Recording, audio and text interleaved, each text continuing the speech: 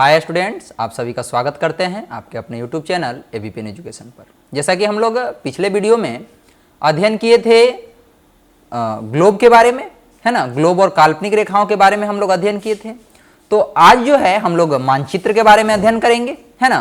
तो आज का हमारा अध्याय है, तीसरा अध्याय है आज हमारा, मानचित्र हमारे मित्र और मार्गदर्शक। ठीक है, तो मानचित्र जो है यह किस प्रकार हमारे मित्र होते हैं, हमारे मार्गदर्शक होते हैं, इन सभी चीजों के बारे में हम लोग अध्ययन करेंगे। तो आइए शुरू करते हैं। और देखिए यहां पर जो है आप स्क्रीन पर मानचित्र देख रहे हैं, है ना। एक मानचित्र बनाया गया है यहां पर।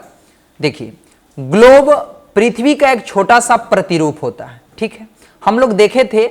अच्छा, इससे पहले हम आपको बता दें कि मानचित्र जो है यह हमारे मित्र और मार्गदर्शक किस रूप में होता है। तो यह मानचित्र जो है यह हमें रास्ता दिखाता है ना। हमारा मित्र होता है, यह हमारे साथ हमेशा रहता है और इसकी सहायता से जो है हम लोग कहीं की भी स्थिति को जो है, किसी भी स्थिति को, चाहे वो समुद्र हो, महासागर हो, कोई स्थल हो, महादेश हो, महाद्वीप हो, राज्य हो, किसी भी क्षेत्र के बारे में हम लोग जानकारी ले सकते हैं। आइए इसको जो है और अच्छी तरह से विस्तार पूर्वक हम लोग समझ लेते हैं। देखिए यहां जो है, यहां पर आप देख रहे हैं, देखिए ग्लोब पृथ्वी का एक छोटा सा प्रतिरूप है ना। प्रतिरूप होता है, जैसा कि हम लोग पिछले वीडियो में देखे थे कि ग्लोब जो है पृथ्वी का एक छोटा सा प्रतिरूप होता है और इसकी सहायता से, है ना, इसकी सहायता से हम देश विदेश, है ना, की जानकारी को प्राप्त कर सकते हैं। हम लोग ग्लोब से भी तो इसकी जानकारी को प्राप्त कर सकते हैं कि नहीं। तो मानचित्र क्या जरूरत क्यों हम लोग को पड़ा, देखिए। परंतु कारण यह हुआ कि ग्लोब के उपयोग की जो है कुछ सीमाएं हैं, ठीक है, और वे सीमाएं क्या क्या है और क्या इसमें जो है हम लोग नहीं कर सकते हैं। देखिए इसका उपयोग प्रत्येक जगह संभव नहीं है। हर जगह जो है हम लोग ग्लोब को लेकर के नहीं जा सकते हैं, है कि नहीं। भारी होता है ना, बड़ा होता है ना, और मानचित्र को तो मोड़ के आसानी से लेके जाया जा सकता है। देखिए इसके अतिरिक्त ग्लोब पर, अतिरिक्त जो है इसके अतिरिक्त ग्लोब पर छोटे छोटे स्थानों को दिखाना बहुत कठिन होता है। ठीक है, हम लोग छोटे छोटे स्थान को जो है ग्लोब पर कैसे देख सकते हैं, नहीं ना देख सकते हैं। चलिए इन्हीं कठिनाइयों के कारण, है ना, इन्हीं कठिनाइयों के कारण मानचित्र की आवश्यकता महसूस की गई। मानचित्र की आवश्यकता क्यों महसूस की गई? तो ग्लोब से भी तो हम लोग क्षेत्र के बारे में, कौन सा महाद्वीप कहाँ है, कौन सा महासागर कहाँ है, इन सभी चीजों के बारे में, बड़े बड़े क्षेत्रों के बारे में तो अध्ययन कर लेंगे। लेकिन क्या अगर हम लोग को किसी जिले के बारे में अध्ययन करना है, किसी राज्य के बारे में अध्ययन करना है, तो क्या हम लोग ग्लोब की सहायता से कर सकते हैं? नहीं कर सकते हैं। तो इसलिए जो है हम इसका जो ज्ञान है या फिर इसके बारे में जो है हम लोग मानचित्र की सहायता से अध्ययन कर सकते हैं। और इसी वजह से जो है मानचित्र की आवश्यकता का महसूस किया गया और ऐसा कहा गया, मतलब ऐसा सोचा गया कि अब मानचित्र जो है बहुत जरूरी है हमें। ठीक है, देखिए किसी भाग या पृथ्वी को कागज की समतल सतह पर प्रदर्शित करना ही मानचित्र कहलाता है। मानचित्र क्या है? तो किसी भाग या पृथ्वी के, है ना, पृथ्वी को या पृथ्वी के किसी भी भाग को, चाहे वो भाग बड़ा हो चाहे वो भाग छोटा हो, किसी भी भाग को जब हम लोग कागज पर प्रदर्शित करते हैं तो उसी को बोला जाता है मानचित्र, है ना। तो इस स्लाइड में आप मानचित्र किसे कहते हैं इसके बारे में आप अध्ययन किए। उसके बाद आप देखें कि हमारे दैनिक जीवन में जो है मानचित्र क्यों आवश्यक है, इसके बारे में आप लोग अध्ययन किए। चलिए आगे चलते हैं और आगे हम लोग देखते हैं। देखिए मानचित्र किसी समतल सतह, है ना, हम लोग देखें कि हम लोग इस पर रख सकते हैं, किसी भी क्षेत्र का जो है हम लोग आकृति बना सकते हैं, उसके बारे में अध्ययन कर सकते हैं। तो मानचित्र किसी समतल सतह पर, है ना, पूरी पृथ्वी या उसके किसी भाग की विस्तृत जानकारी वाला चित्र होता है।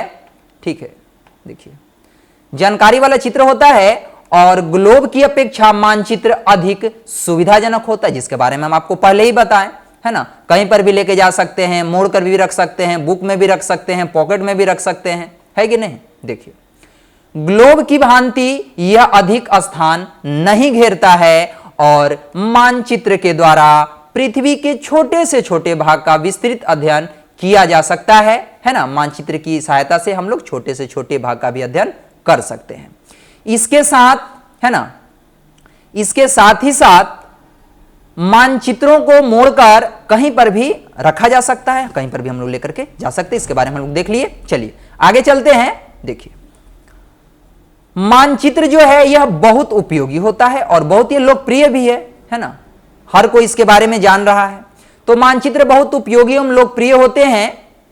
ठीक है, मानचित्रों के बिना भूगोल शास्त्र का अध्ययन असंभव है। यानी कि भूगोल के बारे में, ज्योग्राफी के बारे में हम लोग मानचित्र के बिना हम लोग अध्ययन अच्छी तरह से नहीं कर सकते हैं। हमें मानचित्र की आवश्यकता पड़ेगी ही पड़ेगी, है ना। देखिए, मानचित्रों वाली पुस्तक भी होती है। ठीक है, तो मानचित्रों वाली ऐसी पुस्तक को क्या हम लोग बोलते हैं? मानचित्रावली, या फिर इसको बोला जाता है एटलस, जिसका तस्वीर आप लोग यहां पर देख रहे हैं। यहां पर जो है इंडिया के एटलस के एक बुक का जो है आगे वाला जो उसका कवर है, उसका तस्वीर हम आपको दिखाने का कोशिश किए हैं। तो इस प्रकार से आप किसी भी देश का, है ना, खरीद सकते हैं एटलस का बुक, एटलस खरीद सकते हैं और उससे जो आप जानकारी ले सकते हैं। एटलस जो है यह बहुत ही उपयोगी होती है ना, बहुत उपयोगी पुस्तक होती है यह। इसके उपयोग से भूगोल शास्त्र का अध्ययन करना अत्यंत रोचक और सरल हो जाता है, यानी बहुत आसान हो जाता है। आगे बात करें तो मानचित्रों को बनाने की जो कला है उसको कहा जाता है कार्टोग्राफी। क्या कहा जाता है? कार्टोग्राफी कहा जाता है। ठीक है, अच्छा पॉइंट है, इसको याद कर लीजिएगा। एग्जाम में प्रश्न पूछे जाते हैं कि कार्टोग्राफी क्या कहलाता है, किसे कहते हैं, या फिर आपके एग्जाम में इस प्रकार प्रश्न आ सकते हैं कि मानचित्र बनाने की कला को क्या कहा जाता है। तो इसका आंसर क्या होगा? कार्टोग्राफी। चलिए, यहां से हम लोग आगे चलते हैं और देखिए, अब हम लोग यहां से मानचित्र के प्रकार को समझते हैं। ठीक है, तो मुख्य रूप से जो है मानचित्र 3 प्रकार के होते हैं। कौन कौन से? तो एक होते हैं राजनीतिक मानचित्र, एक होता है भौतिक मानचित्र और एक होता है थीमेटिक मानचित्र। ठीक है, देखिए अब इस तीनों के बारे में थोड़ा समझ लेते हैं। देखिए, जो आपका राजनीतिक मानचित्र होता है ना, इस राजनीतिक मानचित्र में हम लोग राज्य, देश, इन सभी की सीमा के बारे में हम लोग अध्ययन कर सकते हैं। ठीक है, राजनीतिक मानचित्र में हम लोग क्या क्या अध्ययन करेंगे? राजनीतिक मानचित्र में हम लोग किसी देश, राज्य, है ना, गांव, इसकी सीमा के बारे में हम लोग अध्ययन कर सकते हैं। यहां पर जो है ये तस्वीर जो आप यहां पर देख रहे हैं, ये राजनीतिक मानचित्र का तस्वीर यहां पर आपको दिखाया गया है। ठीक है, उसके बाद बात करते हैं भौतिक मानचित्र। तो इसमें जो है, इस भौतिक मानचित्र में हम लोग पर्वत पठार के बारे में अध्ययन कर सकते हैं। और भौतिक मानचित्र देखिए यहां पर जो है उसका एक तस्वीर बनाया गया भौतिक मानचित्र का। ठीक है, उसके बाद बात कर लेते हैं थीमेटिक मानचित्र। तो इसमें जो है नदी, समुद्र, इन सभी चीजों को जो है, झील, इन सभी चीजों को जो है थीमेटिक मानचित्र में दर्शाया जाता है। और वह मानचित्र यहां पर है, यहां से जो है आप देख सकते हैं। तो हम लोग मानचित्रों के प्रकार में मुख्य रूप से 3 प्रकार को देखें। कौन कौन सा? पहले देखे राजनीतिक मानचित्र, फिर देखे भौतिक मानचित्र और फिर उसके बाद हम लोग देखे थीमेटिक मानचित्र। राजनीतिक मानचित्र में राज्य और देश की सीमा, भौतिक मानचित्र में पर्वत और पठार को, थीमेटिक मानचित्र में नदी और समुद्र के बारे में हम लोग जानकारी लेते हैं। इसके अलावा भी और भी मानचित्र के प्रकार हैं, आइए उसको भी देख लेते हैं। देखिए, मानचित्र के और अन्य प्रकार कौन कौन से हैं? तो देखिए, जनसंख्या वितरण का मानचित्र, है ना, यानी कि देश के, राज्य में जो है किस राज्य का कितना जनसंख्या, उसके आधार पर भी मानचित्र जनसंख्या के आधार पर किया जाता है, या फिर पूरे वर्ल्ड में भी अलग अलग देश या फिर अलग अलग महादेश के बारे में इस तरह से किया जा सकता है। तो जनसंख्या वितरण का भी मानचित्र होता है, जिसका तस्वीर जो है आप लोग यहां पर स्क्रीन में यहां पर देख रहे हैं। ये जनसंख्या वितरण का मानचित्र का आपको दिखाया गया है। उसी प्रकार से व्यवसायिक मानचित्र होता है, व्यवसाय के बारे में जो है उस मानचित्र में दर्शाया गया होता है, किस क्षेत्र में किस प्रकार का कौन सा व्यवसाय किया जाता है ना। उसके बाद खनिज क्षेत्रों का मानचित्र, किस क्षेत्र में किस प्रकार के खनिज जो है अधिक मात्रा में पाए जाते हैं, कहां पर कम मात्रा में पाए जाते हैं, इन सभी चीजों के बारे में एक नक्शा तैयार किया जाता है, एक मानचित्र तैयार किया जाता है, मैप। ठीक है, और उसी को हम लोग बोलते हैं खनिज क्षेत्रों का मानचित्र। तो मानचित्र के प्रकार के बारे में आप लोग अध्ययन कर लिए। अब हम लोग आगे चलते हैं और यहां से हम लोग थोड़ा सा बात करेंगे मानचित्रों की भाषा। ठीक है, लैंग्वेज ऑफ मैप्स, मानचित्रों की भाषा क्या होती है। देखिए, मानचित्रों में, है ना, मानचित्रों में अनेक प्रकार के चिन्हों, प्रतीकों, रंगों, दिशाओं, है ना, उसके साथ ही साथ पैमाने का उपयोग किया जाता है। हम लोग मानचित्र में जो है अलग अलग प्रकार के चिन्ह का प्रयोग करते हैं, प्रतीक सिंबल्स लगाते हैं, वहां पर रंग का प्रयोग किया जाता है, दिशा का प्रयोग किया जाता है, अलग अलग प्रकार के पैमाने का प्रयोग किया जाता है। ठीक है, और इसी को क्या बोला जाता है? मानचित्र की भाषा। ठीक है, और इसकी सहायता से जो है, इनकी सहायता से मानचित्र में, है ना, इनकी सहायता से मानचित्र को सरलता से समझा जा सकता है। देखिए होता क्या है कि अभी हम लोग यहाँ पे आगे बात करेंगे, देखेंगे रंग के बारे में, किस रंग से क्या दर्शाया जाता है। जैसे मान लीजिए लाल कलर के रंग से जो है महाद्वीप को दर्शा दिया गया, मान लेते हैं। उजला कलर का जो है, चाहे हम छोटे स्तर पे बात करें तो जैसे कोई गांव है ना, तो कोई गांव है जो गांव को जो है दर्शा दिया गया आपको लाल कलर से, उसके अंदर वो किस जिला के अंतर्गत आता है उसको पीला कलर से दर्शा दिया गया। तो इस तरह से कलर वाइज जो है, या फिर कुछ उस पर सिंबल बना दिया गया, है ना, या फिर जो है उसमें किसी चिन्ह को इंगित कर दिया गया। तो इस तरह से जो है हम लोग इसकी सहायता से, है ना, मानचित्र की भाषा की सहायता से हम लोग सरलता से मानचित्र को समझ सकते हैं, उसके बारे में हम लोग अध्ययन कर सकते हैं। चलिए यहां से हम लोग आगे देखते हैं, तो देखिए इन्हें ही हम लोग क्या बोलते हैं, मानचित्र की भाषा बोलते हैं। आप लोग देख लिए। तो मानचित्र में सामान्यतः, है ना, मानचित्र में सामान्यतः 3 कारकों का उपयोग किया जाता है, और वे कारक कौन कौन से हैं, तो पैमाना, चिन्ह व प्रतीक और दिशा। ठीक है, तो आइए आगे हम लोग देखते हैं इन सभी पैमाना के बारे में। देखिए सबसे पहले बात करेंगे पैमाना या मापक। ठीक है, देखिए यहां से हम लोग सबसे पहले बात करने वाले हैं पैमाना या मापक के बारे में। तो देखिए मानचित्र पर, है ना, मानचित्र पर, एक मिनट, देखिए यहां से जो है, देखिए मानचित्र पर दिखाई गई दूरी तथा पृथ्वी पर किन्हीं 2 स्थानों के बीच की वास्तविक दूरी को ही क्या बोला जाता है, पैमाना कहा जाता है। उसका जो अनुपात होता है उसको हम लोग पैमाना कहते हैं। पैमाना क्या है, तो मानचित्र पर दिखाई गई दूरी तथा पृथ्वी पर किन्हीं 2 स्थानों के बीच की वास्तविक दूरी का जो अनुपात होता है उसे ही हम लोग पैमाना कहते हैं। ठीक है, देखिए प्रत्येक मानचित्र में पैमाना या मापक जो है वह दिया गया होता है अलग अलग प्रकार से, आगे हम लोग बात करेंगे। इसकी सहायता से पृथ्वी के वास्तविक आकार को प्रकट किया जा सकता है ना। मानचित्र में पैमाना कई विधियों द्वारा दर्शाया जा सकता है। जैसे हम लोग मान लेते हैं, जैसे दिया हुआ है आपको पैमाना में 1 सेंटीमीटर बराबर 100 किलोमीटर। ठीक है, यहां पर आप तस्वीर में भी देख सकते हैं, यहां पे 1 सेंटीमीटर जो है वो 100 किलोमीटर के बराबर दर्शाया गया है। ठीक है, और इसका तात्पर्य क्या होता है, इसका अर्थ क्या होता है, तो इसका तात्पर्य यह होता है कि मानचित्र में प्रदर्शित 1 सेंटीमीटर की जो दूरी है वो 100 किलोमीटर की वास्तविक दूरी के बराबर है। जैसे मान लीजिए आपको पटना से जो है बक्सर की दूरी आपको ज्ञात करना है कि बक्सर से पटना की दूरी कितना है। तो मान लीजिए आप मैप में देख रहे हैं और वहां पर आपको बक्सर से पटना के बीच की दूरी जो है 2 सेंटीमीटर बताई गई है। ठीक है, और 1 सेंटीमीटर बराबर जो है आपको 75 किलोमीटर बताया गया है। तो आप वहां से निकाल सकते हैं कि जब 1 सेंटीमीटर 75 किलोमीटर के बराबर है तो 2 सेंटीमीटर कितने किलोमीटर के बराबर होगा, तो कहेंगे 150 किलोमीटर, है ना। तो इस प्रकार से हम लोग दूरी को ज्ञात कर सकते हैं, किसकी सहायता से, पैमाना या मापक की सहायता से। ठीक है, चलिए आगे चलते हैं। तो पैमाना में ही हम लोग आगे देखेंगे, एक सीधी रेखा द्वारा भी पैमाना प्रदर्शित किया जा सकता है। ठीक है, इसमें रेखा को समान भागों में विभाजित करके उस पर किलोमीटर अथवा अन्य किसी मात्रक की संख्या को जो है अंकित कर दी जाती है, और मानचित्र में दिए गए पैमाने की सहायता से स्थानों के बीच की दूरियां मापी जा सकती है। हर मानचित्र में पैमाना अलग अलग होता है ना। किसी मानचित्र में 1 सेंटीमीटर की दूरी 100 किलोमीटर के बराबर, तो कहीं पर जो है 200 किलोमीटर के बराबर, तो कहीं पे आपको 500 किलोमीटर के बराबर भी होगा।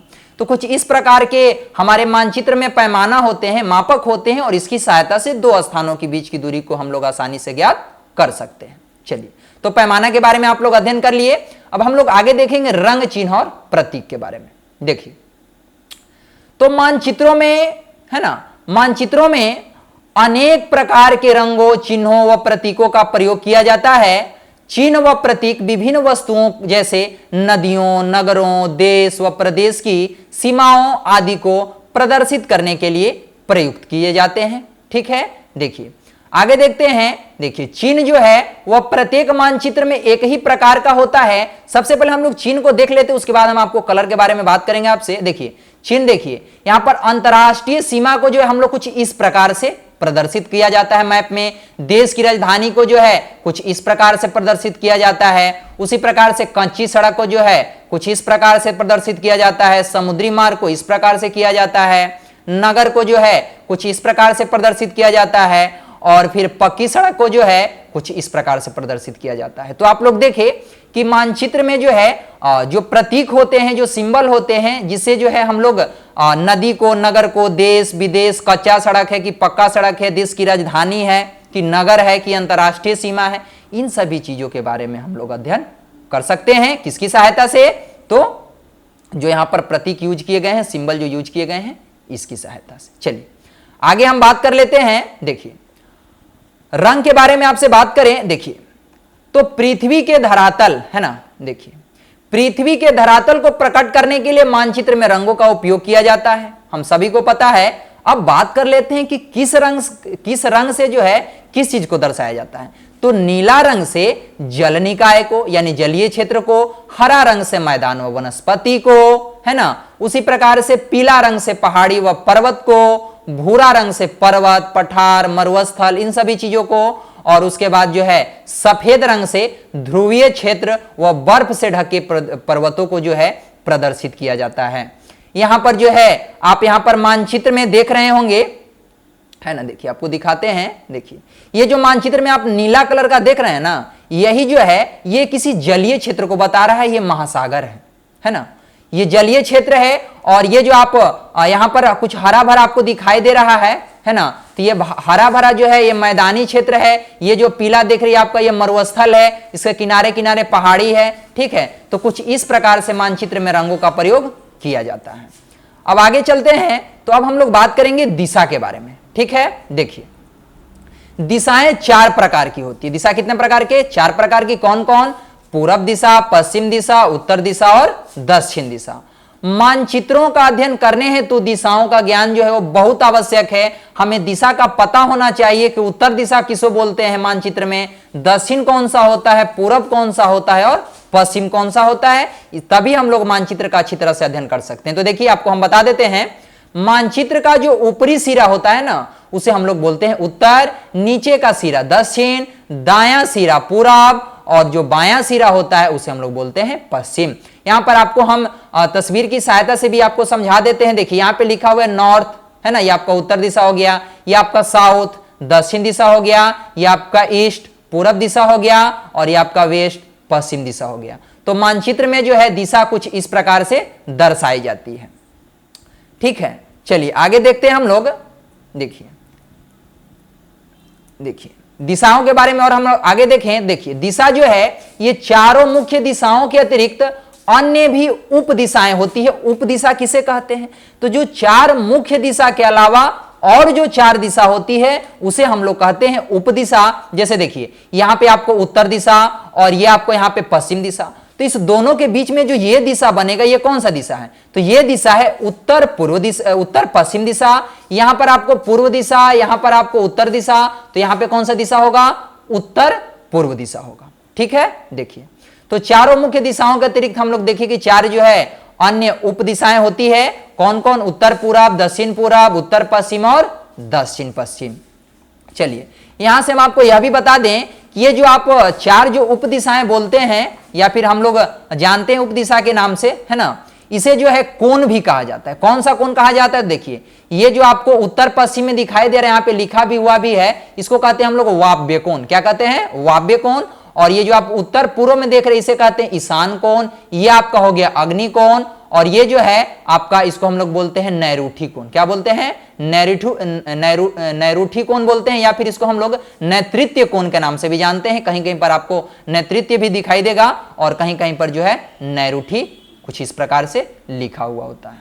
तो हम लोग अभी तक जो है इस वीडियो में जो हमारा तीसरा अध्याय था मानचित्र, है ना, इसके बारे में हम लोग अध्ययन किए। मानचित्र हमारे लिए क्यों जरूरी है, ठीक है। मानचित्र में उपयुक्त जो है कई पहलुओं पर हम लोग बात किए, कई बिंदुओं पर जो है हम लोग अच्छी तरह से चर्चा किए।